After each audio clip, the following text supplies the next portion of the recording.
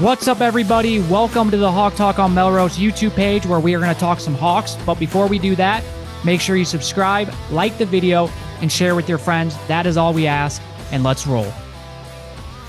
This is Hawk Talk on Melrose following Iowa's big win up in Minnesota, getting the Floyd of Rosedale back where it belongs. It had its short stay with the in-laws up north, and now it's back home in the Hanson Football Performance Complex in Iowa City. Feels good, Tyler. We said it was a must win, and we got the job done. Wasn't pretty. First half was not good, but we took care of business in the second half. We dominated, and we won, and it feels good going into the bye week. 3-1. Wish we were 4-0, but 3-1, and we still got a long season ahead of us. Yeah, you're right. You're exactly right, Collin. 3-1, feeling really, really good coming out of that game. Got the trophy back, like we said, and yeah, the biggest takeaway is they delivered in the second half when, I didn't know how this game would turn out, considering I didn't think really the first half we played well besides that first drive, and so to really turn things around. Second drive, you're right. And so yeah, just again, really a tale of two halves. I mean, that's been kind of the theme, really, through 4 games, and this time again, knock on wood, we came out on the right side of it. So yeah, it's big to get that win, and like you said, seeing those IOWA chants coming out of the stadium, out of Minnesota Stadium, was just hilarious. And like I said, after last year, I am so happy that we got this thing back to Iowa City. I mean, you just said it yourself about the tale of two halves. This has been a constant theme this entire year, where you look at our drive chart, right? Whether it's the first half or the second half. Iowa State, it was the first half. The other 2 games, it was the second half. This game was also the second half. I mean, look at the first half. Look how bad that was. I mean, we got that 1 touchdown that was coming off the interception. That was big. You always want to capitalize on turnovers, and we did that. But then punt. Not good. And look at the plays and the yards in those 4. 3 plays, 2 yards. 8 plays, 28.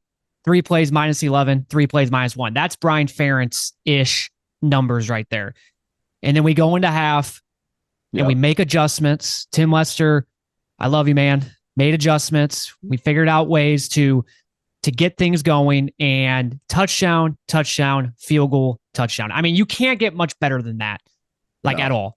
And we have to remember here that this Minnesota team, it's not a great team, but their defense is pretty good.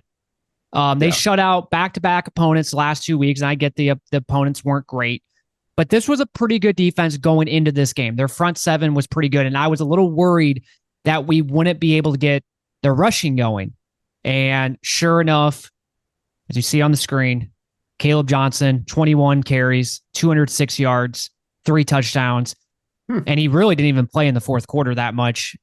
We didn't really need him, and I'm glad he didn't. But, I mean, he probably could have had even more yards than this. What did I say on Wednesday? I said, I hope I'm wrong. I want to come on here and say Kaleb Johnson had a monster day, but I was worried that Minnesota, his defense would be able to contain him for the most part and limit the explosive plays that, he's been getting against teams. And I said, I hope I come on here and I'm completely wrong about it. And hey, that's exactly what happened. I was completely wrong about it. He busted how many long touchdown runs, was able to, there was a few of them, man, where they were that third one or second or third one, when they were just run blitzing like crazy. And I didn't know how in the hell he escaped it. Yeah, that one right up the middle. Gap. Yeah. And it just, I mean, you see it. You see the speed. You see the strength, everything. He is just on a different level this year. Still the leading rusher in the country after 4 weeks. It's just awesome to see, man. He and the O-line, give them credit too. They are playing on a different level right now than we have seen. Give them credit, and then also, because I don't think it's going to be talked about, give some of the wide receivers credit. TJ Washington on that 1 touchdown where he had that block. That was a huge block. And then Jacob Gill on the one that you were just talking about. I think the one right up the middle. He had a really good block on a safety that kind of sealed it. So it's a bunch of mixed pieces effort. Is what's getting this. And I was going to bring that up. because it's kind of crazy. And we're going to talk about the passing game here soon. But for how bad the passing game is, how we're able to still run the ball Dude, so efficiently and effectively. yes. And you have to give credit to all three phases. I mean, number one, the offensive line. It's clearly much improved than the last couple of years. We had our fair share of knocks on them, and they have, not going to say been like great, but they've been pretty damn good, and they've opened up some holes. And then number two, Kaleb Johnson, obviously, because even when things look bad, his first, well, it wasn't a touchdown. He got stepped out at the 1 yard line, but that one, he should have been tackled minus 3 or 4 yards. That was bad blocking. He got out of it somehow and almost got a touchdown. And then number three, Tim Lester's run scheme. It's clearly different. It's clearly better. And we have to give credit there. So his second touchdown, Kaleb Johnson's second touchdown, what a creative play call by Tim Lester. You had Kaleb Johnson lined up pretty much on the line of scrimmage. He did a motion to the backfield, and you had all the guys besides 3 players, Cade McNamara, Kaleb Johnson, and TJ Washington. Everybody went one way besides those 3. And it was a really good play call. It was on 3rd and 9 too. So it was a little gutsy, but I don't mind it. The way you're running the football, you knew Minnesota might be a little over aggressive there, and we made them pay. And once again, TJ Washington having a great seal block there, but it was just a really good play call. And it's just going back to what I was just saying, like the run scheme, it's definitely different. It's way better.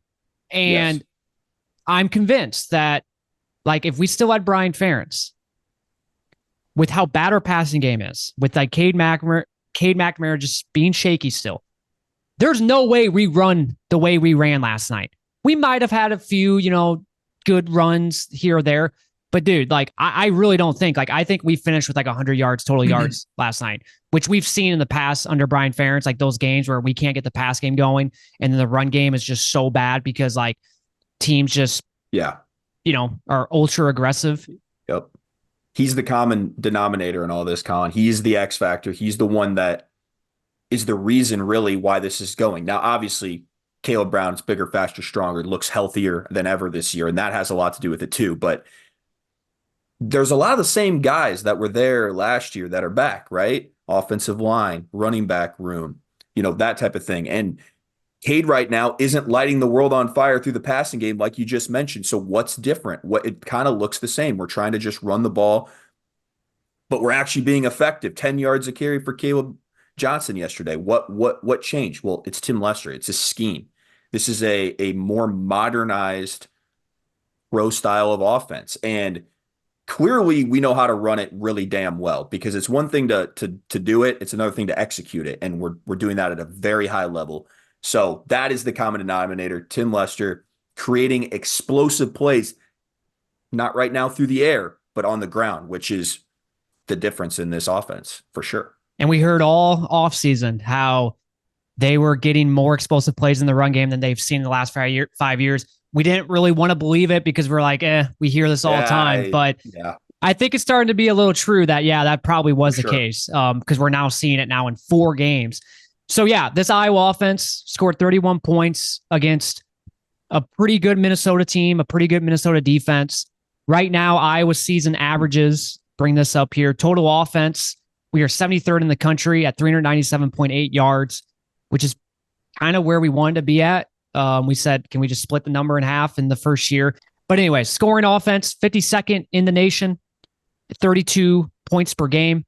Rushing offense, 11th in the nation at 250.2. And you brought it up, Kaleb Johnson, the leading rusher. I thought maybe the Boise State running back would get him last night because he started the game off really good, but he finished with like 127 yards. So Kaleb is still almost about 100 yards ahead of him. Now, after next week, Kaleb, obviously we have a bye week, but still really impressive. And then the passing offense, and this is where I think this is a good way to talk about the passing offense here. We are 122nd in the nation with 147.5. So clearly that is a area, definitely something we need to start figuring out. Yeah, I mean, again, I think it just goes back to just the consistency in the pass game. It's just not there yet. And, it's hard because, where do we, where do fans, where do we particularly sit with Cade? That's a question that, you know, you have to ask yourself. Obviously, he's shown a lot of inconsistency. You hope after 4 weeks that it would steadily start to improve. And I just feel like in some of these bigger games, he's been under pressure. But then there's other times where I just feel like he just holds on to the ball too long, or his mechanics fail him a little bit, or he presses a little bit. I don't know. But that first half was troubling because we were down 14-7. Kaleb was doing good, but he was only doing so much at that time. Like, Yeah. And there was a wide open Kaleb Brown. I thought he beat his guy, that he overshot. I love the first play call of the game. We do a bootleg and get Lachey the ball, which he hadn't got. Feel like it's been forever since we called his name. So I don't know if it's a combination of just trying to get him into a rhythm, not just set him up to fail where it's 3rd and long every time and drop back, but try to get something on first down, try to get him into a rhythm. And it seemed like when we were doing that, he actually, played really well. It's just, yeah, I don't know. It's tough right now. It's tough in the passing game, and it's something definitely got to get corrected. Yeah. Sure. Hey, because you saw in the second half, the minute we started in a way, I mean, it wasn't great, but we connected on some balls. We had that bootleg to, I think it was it Ostrenga for 15, 20 yards. And then we said on the last episode, Kay, can you make that one throw? And it wasn't like, oh my God, that was what won us the game, but it was a 3rd and 7, 3rd and 6. And he did that back shoulder throw to Reese, and Reese made a nice catch. And that was a huge play. That was 15, 20 yards. Cause then at that point, it's like, okay, you got to kind of respect it a little bit. And so that's huge. And so moving forward, if the passing game, if the rushing attack keeps doing what they're doing, if we can just be slightly better, right? If we can get 150, 200 yards a game in the passing, which really isn't that much, that's really all I'm asking. Because if you can just do that a little bit, where defenses have to respect that just enough, I mean, this offense can be as good as it can be. We had 16 yards passing in the first half, Collin. And at one point, I think maybe in the 3rd, or it was the 4th, we were up to 54, which isn't anything, but it's when you're talking 16 to 54. And I texted you, I said, wow, weird. Again, like there's a little bit, a little bit better consistency throwing the ball. You complete a few balls, and look what happens to Kaleb Johnson. He goes nuts in the 3rd quarter there too. And that's where it's like, for me, like, yes, I'm worried about the passing attack. I mean, 122nd in the country is not good, but I do think that there's areas of improvement. Now, it really does start with Cade. Like, Cade just needs to be better. I mean, right? Like, he did miss on some throws last night again. It's been kind of the constant theme. But there were some drops. There were drops. Reese Vanderzee had a drop. TJ Washington had 2 drops. Yep. I'm still annoyed that we just seem like we don't want to utilize Kaleb Brown at all. I think I really want to say he played 1 snap yesterday, which was that one where he beat his guy and it was a bad throw. I think that was the only, or maybe he played 1 other snap too, but that's another area of, for me, like, we got to get him going. I don't really understand what we're doing there, but I guess winning kind of puts Band-Aid over it, because I think if we would have lost, I would have been even more annoyed. That's like, why are we not utilizing our best playmakers? But yeah, we have the pieces in place to be a better passing offense. It's not going to be great the rest of the year, right? No. I think this is one of those things where it's just like, we just kind of have to live with it. And before the year, we talked about that, how there's going to be certain things of this offense that I just don't think we're going to be very good at. And it's just going to be something that, we're just going to have to hope for the best and hope that as the years move on, we get better at. And for me, the passing attack was something I was worried about. One of my bold predictions, I said our rushing attack is going to average 4.5 yards a carry, or if not more. But I said the passing attack is going to be behind, where we're going to be a little frustrated at times. I literally said that word for word. And so far that has been pretty much spot on. So yeah, we finished with 334 total yards. We only had 1 penalty. Man, that's really good, especially on the road. 7 for 15 on 3rd downs. I mean, that's almost 50%. I will take that. 0 for 1 on 4th downs. I can't remember. What was the 4th down call? I don't even remember that. It was at the end when we just went for it. Yep. You're right. We ran it. So yeah. And then the red zone 3 for 3. That's good. Yeah, I mean, not bad. No 334 turnovers yards, too. No turnovers. no turnovers. And I actually saw that where the offense, it's been, I think, 3 out of 4 games this year, turnover Yeah. free. I mean, that's really good. That's winning Yep. football. That's being efficient. I mean, we can criticize Cade all we want, and I know the Iowa State game, he had that one bad interception, but he has been pretty efficient for the most part. All right, let's switch to the defense here. I'm going to go back to the drive chart for Minnesota. So we started the game off as good as you could probably ask by our defense. Punt, interception, punt, punt, punt. Their longest drive was 7 plays, 28 yards in that span. Yep. And we got after that, and this is where I was like texting in the group chat. I was getting annoyed because, like, man, we're only up 7-0. And, our defense is literally not allowing anything.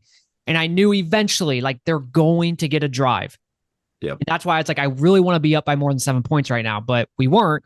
And then sure enough, like clockwork, touchdown, and back to back, 7 plays, 64 yards, 8 plays, 68 yards. I'm pretty sure one of those drives, the quarterback for them was like 7 for 7.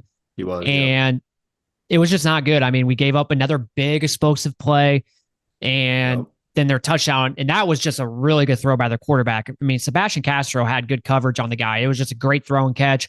They score, and then they score again right before half. And the next thing you know, we're going into half 14-7. And we can, we sat there and maybe blame the defense, but it's like, man, like the defense, like I get it. Those 2 drives were bad, but like before that, there was like 5 drives of really good. And then when the offense is like not doing anything, 3 and out, 3 and out, 3 and out, 3 and out. I mean, what do you expect at that point? Correct. So going to half 14-7, and we were talking at halftime, and to me, like, just because I have PTSD from previous years of how bad this offense is, I told you, like, I mean, I obviously was not confident, and I, said, I hate when we're down by 7 points because it feels like we're down by 3 possessions. And I hate how that's even like the thing, but like, it really felt like, okay, we're down 14-7, but it really felt like we were down like 21 or 24 or 27-7 because of how it seems like when we get behind, our offense is already not great and it struggles to get back. But maybe I have to start kind of changing my thing there because I think of the Brian Ferentz era, and maybe with Tim Lester, maybe with adjustments, something that, we have been doing. Maybe I don't have to feel that way to a certain point, but yeah. And then defensively in the second half, I mean, you can't get much better than that. You can see it on screen, pump, punt, interception. And then that was the game. Yeah, it was crazy. I felt the same way as you, Colin. We were talking. Really, it feels like such a large deficit. 7 points. I mean, that's all we're talking about. But it did. Give them credit because in that second quarter, after having, I think Brosmer was, throwing the pick early, rattled clearly against Iowa's, really good defense in the first quarter. I was feeling really good, and I don't know what flipped, but that second quarter, he did. He went 7 for 7 on that one drive, and then at one point he was 10 for 10 in a row. Yeah. And it wasn't just check down. It was they were getting some chunk plays, and they were moving the ball, and they were scoring touchdowns. And I just thought, oh boy, here we go. And you're right, the offense, when you're going 3 and out and giving him all the momentum, giving him, all the confidence in the world to come back like that, it was tough. And halftime really, you could talk about, I disagree with Kirk's decision to not call a timeout on defense when you had like a minute and a half or whatever it was on that second touchdown that Minnesota got. Because I really felt like you could give yourself a chance to get into field goal range before half. I still felt like you had your timeouts, you had plenty of time. We opted not to do it, and we get the ball back after then ended up still scoring a touchdown. And Kaleb, like he's been doing, busts a long one, and all of a sudden you're like, wait, maybe we can get points. And it's almost a little too late because you wasted a lot of time. That was my only issue with Kirk in this game, was that lack of aggression there before the first half. But the defense itself, I know we're talking about, I'm getting off track here, but the defense, a little shaky in the second quarter, but really, again, unbelievable in the second half. And give credit to Phil Parker for making the adjustment at half. The thing that was concerning towards the end of the first half was we weren't getting much pressure, and their quarterback, who once again, I mean, he was very good at FCS level, but this is the best defense that he's ever played against. Yeah. And we were making him way too comfortable back there. And so what do we do in the second half? Okay, let's start bringing pressure. And a lot of that had to do with, okay, let's bring a linebacker in because the front four, at times they were creating pressure on themselves, but it was really effective when we were bringing somebody in, and let's get this guy rattled. I mean, this is the best defense that he's facing. Even though he's a senior, it's like he's like almost kind of like a freshman because you weren't going up against these type of defenses at FCS level. So let's get him rattled a little bit. Let's get him a little shaky, uncomfortable. And that's exactly what we did in the third quarter, especially. And you saw it. Like, he did not play very good. Yeah. I mean, that one throw to, I think their running back, Jay Higgins, was guarding. I mean, that was a throw where like he leads the guy in stride. That's a catch, but he threw behind him. Yeah. And it's like plays like that because I just think he had shaky feet. Like, he was just very uncomfortable in the second half. So give credit to Phil Parker for making that adjustment at halftime. Looking at the defense then right now, total defense, we were ranked 26th in the nation, 272.8 yards that we are giving up. Scoring defense, we're 24th at 13.75 points per game. Rushing defense has been very good.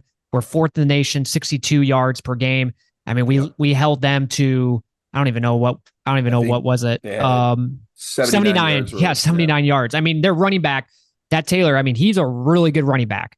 I mean, you could argue he's maybe top 5 running back in the Big Ten, and we held him 10 carries, 34 yards. So that's really good. Average 3.4 yards. And then passing defense, this is something we need to get better at. Similar to the passing offense. We're 73rd in the country, giving up 210.8 yards in the passing game. So that's something that we need to work on. I think another thing that we maybe forgot to mention is Deshaun Lee starting over TJ Hall yesterday. I thought for the most part, yes, he gave up that one ball, but that was more of just like a better catch by their wide receiver than anything. I thought overall he played pretty good. And we just, passing defense needs to get better because who do we play the next game? Ohio State, which even after last night, I'm still not confident. I still think, that's a game where let's just go in there, try to be like Marshall in the first half yesterday, where you just keep it competitive. You make a few plays. You kind of hold them in check a little bit. And if we can do that, and even the announcers talked about it last night, like after losing Iowa State, you really need to do that, right? Where you got to keep that game respectable. Like if you told me right now, like, hey, we lose like 34-20 or 17, like I'm not mad about that. Okay. We put up some points against Ohio State defense. We held them to, I mean, yes, 34 points ish is still a lot, but against that high powering offense, get some points. I'll take that. So I just overall, I mean, I'm glad where the bye week is, and hopefully now, we didn't see this in the past. Hopefully now with Tim Lester, we actually utilize the bye week to our advantage. We find some new wrinkles. We do some new things. And most importantly, I think this is the biggest thing too, is getting like some of our guys just, even though it's only been 4 games, I mean, like Kaleb Johnson, he's been a workhorse for us. Give him a nice 2-week break, fresh legs going into Ohio State. Like, I love that. And then maybe even guys like, Kamari Moulton, who I think might have had a concussion last game, and maybe that's why he didn't play yesterday. I know he wasn't on the injury report, but they were talking about that during the course of the week, and obviously he didn't play at all. LaShawn Williams obviously out, Seth Anderson out. So hopefully maybe this bye week helps some of those guys that they can be back. And then one last thing before we call it today, Reese Dakin, way better last night. I got to mention that because he looked really good. He almost looked like Torrey Taylor out there yesterday. I mean, he was struggling a lot those first 3 weeks. Not saying it was horrible, but it just wasn't what we needed, and looked a lot better. I was listening, a little bit of the Instant Iowa with Chris Hassel, and he was just talking about how his net average was like 37 yards with, it takes into account the return. And yesterday, like, didn't even give the returner a chance, and his net average was like almost 50. Yeah, so it was really good.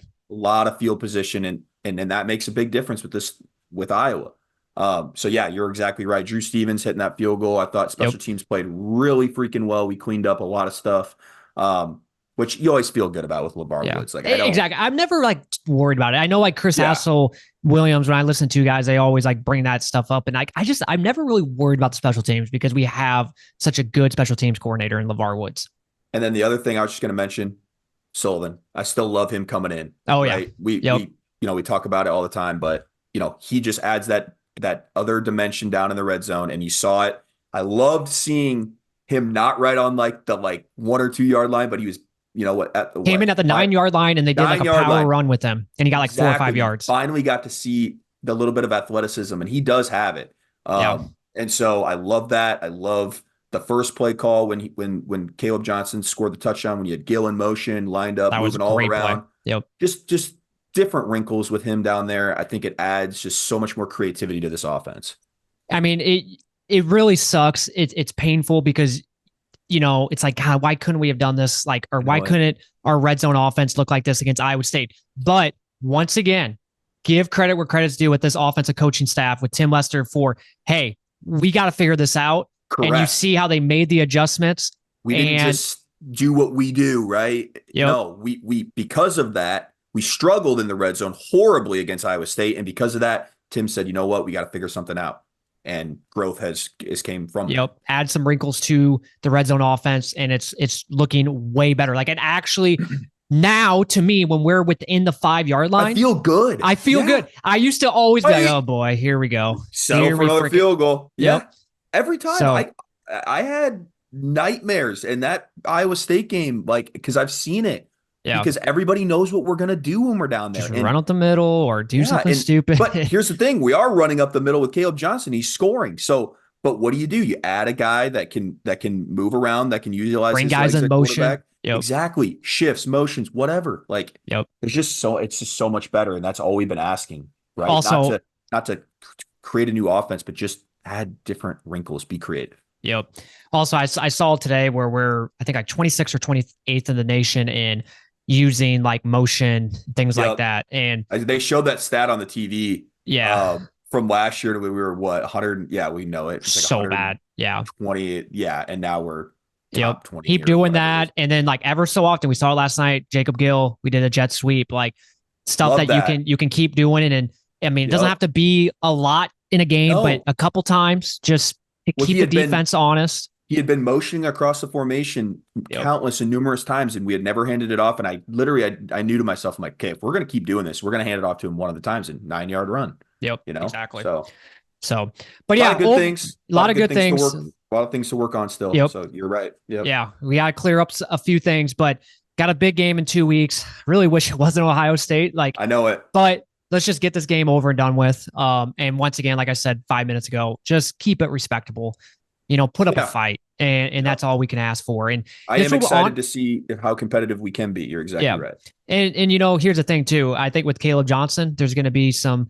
It's almost kind of like a homecoming for him. He's from Ohio. He was under recruited. Ohio State didn't look at him, so maybe there's a little bit of a revenge factor there. And you never know. Maybe he will go off against Ohio State, which would be big time. And they asked him after the game, how are you going to celebrate? He's like, yeah, I'll celebrate for a little bit, but I'm ready to watch film against Ohio State. So I think he even knows he's ready to go. So yep, exactly. So juiced and I'm excited.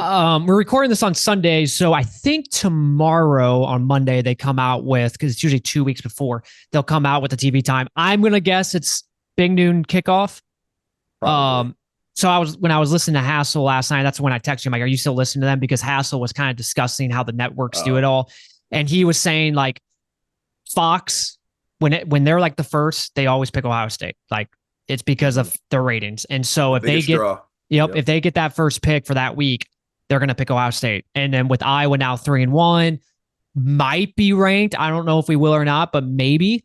That's a pretty big game, right? And so I can see that. I mean, if Marshall in Ohio State's big noon kickoff, like, I don't see how Iowa in Ohio State. And I'm hoping it is big noon kickoff because I don't want to go in there at night game. I don't want to go to Columbus, or even like let's just 11 a.m. Right? You never know. Might catch them sleeping still, right? So true. I would take get Joe Klatt and Gus Johnson. I love those guys. Yep, exactly. All right, well, that will do it for this episode. With the bye week, we will be taking probably a week off here, and we'll be back sometime, maybe either like next weekend or sometime in the middle of the week of next week to go over the Ohio State game or just, go over anything that we hear. I think Tim Lester will be talking to the media this Wednesday. I think during bye weeks, the offensive defensive coordinator talks. So that I'll be anxious to kind of hear what he has to say. And there'll be other news that comes out too. So we'll have one out probably in the next week and a half-ish. So stay tuned for that. Well, that will do it for this episode. Thanks, guys, for listening, and go Hawks.